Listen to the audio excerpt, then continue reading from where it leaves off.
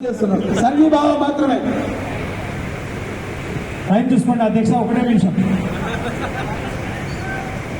అందరికి జయవాసవి, ఒక్కసారి జయవాసవి.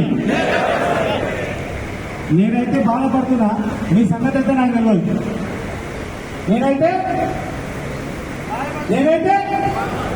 ఈ సంగతి అయితే నాకు తెలియదు.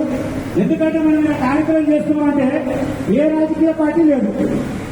వీళ్ళంతా మనోళ్ళు, వీళ్ళంతా అదే గట్టి చెప్పరా, వీళ్ళంతా మనోళ్ళు. మనం ఏ పార్టీలు ఉన్నా వారు కాంగ్రెస్ పార్టీ నుంచి సుజాత గారు మన వైశ్యస్, సీనన్న మన వైశ్యస్. ఒక మన దానికి అన్న అనకపోయినా మొదటి నుంచి వయసులోకి ఉన్నటువంటి పెద్ద దిక్కు అని ఇలా రాజకీయ పార్టీ లేడా?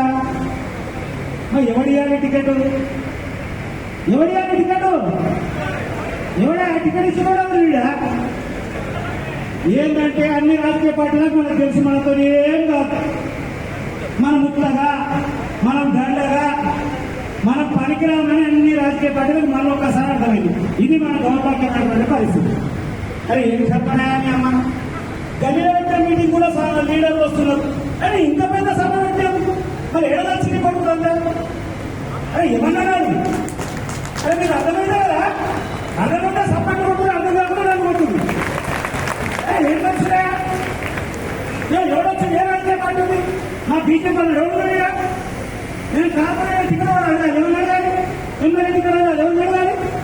ఎవడొస్తుండు? కాంగ్రెస్ ఉన్నవారు, టీఆర్ఎస్ ఉన్నవారు ఉన్నారు. ఎవరున్నారు అంటే ఎవరు లేరు. కానీ మనం పెట్టుకునేటువంటి పరిస్థితి అయింది. ఈ రాజకీయ పార్టీలో గుర్తు చెప్పాలంటే మన బలం ప్రతిసారి ప్రవర్తించాలి. కానీ ఆ పరిస్థితి చదవగల ఒక్కటే నిమిషం అయిపోయా నేను పెట్టారైనా. జై శ్రీరామ్.